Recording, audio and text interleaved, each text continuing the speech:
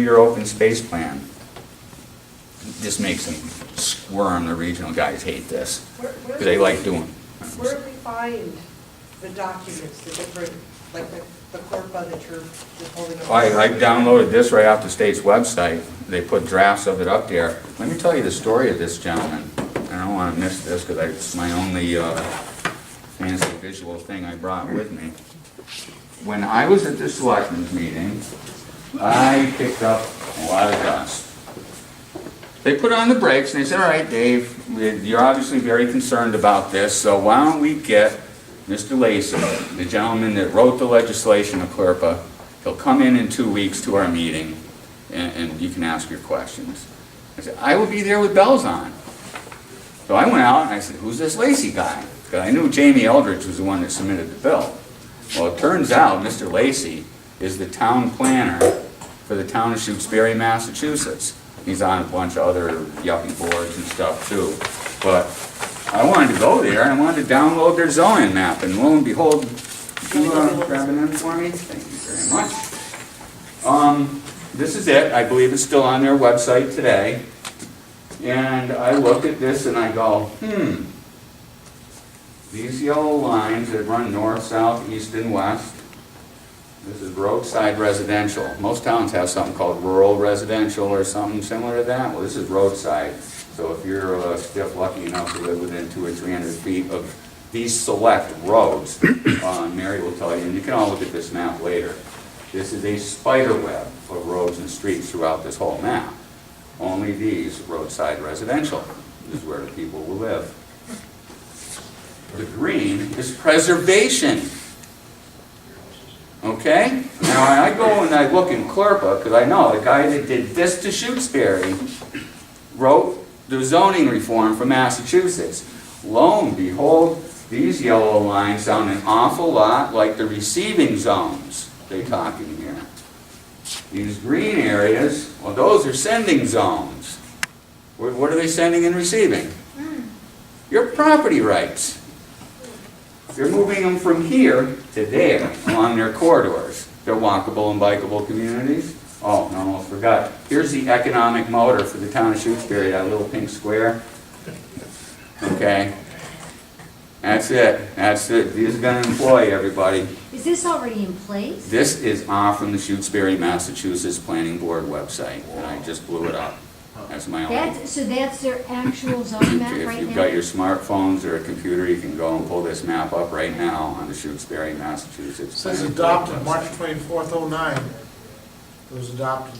So what happens to all the homeowners that are inside? They are regulated to the point that they cannot afford their homes anymore. So they're giving up their homes. You want to, if you're a young family and having a baby and want to put an addition on, you may not be in the zone that allows it. You know, I've driven through areas that are here, like semi-rural, and like you'll see houses falling apart, like nobody's living in. So what, you know, there comes a point where you got these back road houses. Eventually, they're going to start falling apart. The areas are going to fall apart. So, you know, people are going to eventually notice this. Yeah, but you know, if my neighbor's It's house... going to destroy those areas, these so-called conservation areas. And make them look pretty ugly. Well, you know what? I got to go back to, I'm an absolutist on property rights. I may not like looking at the pile of junk in my neighbor's yard, or that he doesn't paint his house or whatever, but, you know, I can just thank God that it's not me and not my house. No, I understand what you're saying, but what I'm saying is, you're not making it possible for people to keep the community up. Oh, yeah, You're I making it know. possible for them to destroy it. They do everything they can to replace your activity in your town with stakeholders. I tried doing fundraisers in my town. They love to tell me I can't do this and it's impossible to do that. And I tend to go out there and it's almost like daring me. Well, we had a great fundraiser. We got a piece of land that was given open space. Failed subdivision. We went out there with the Boy Scouts, the soccer league, parents. We built them a beautiful soccer field. And it was all done by volunteers. And we have grand plans for this place to turn some back for the seniors to enjoy. We never once, and they asked me, said, well, let's preserve it. The land trust came in and begged, "Hey, please let me work with you. We can preserve this forever."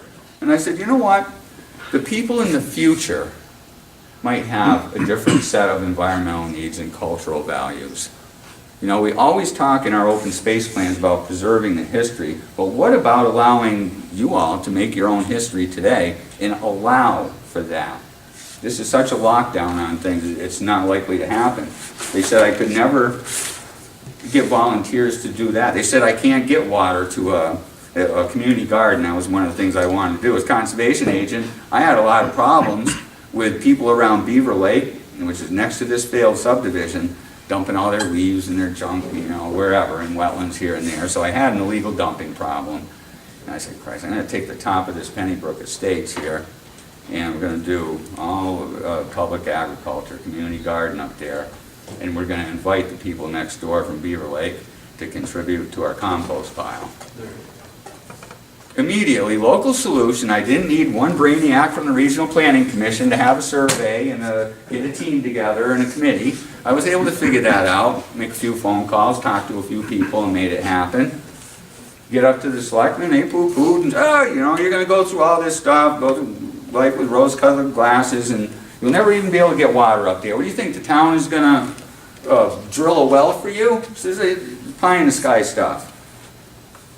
I can't wait. When the subject comes up again, I'm bringing a pump that I installed up in New Hampshire for a farm that we're reviving up there. It's called a ram pump. This thing, we ran this for 5 days straight with no electricity, no gasoline. It's basically a unique combination of swing valves, and this thing will pump water. Now, Beaver Lake is obviously a lake, and there's a little dam, and they're preparing to do some dam repair, and I'm going to ask them to put a 2-inch hole in that baffle dam. And I'm going to show those selectmen firsthand, because I'm going to invite them to come right out there and right in the woods with me, and I'm going to pump water from the downside of that lake, 400 feet up on the top where those community gardens are going. And the saving grace in all this was that there's a culvert that goes under the road. Otherwise, I would have had to smooth some guys on DPW to set a trench in the road. But I got a culvert, and I can put my water pipe right through there. No permits, no nothing, 100% local. They can't deny me furthering this project based on lack of water. And to sit there and tell people in your town, you can't do it.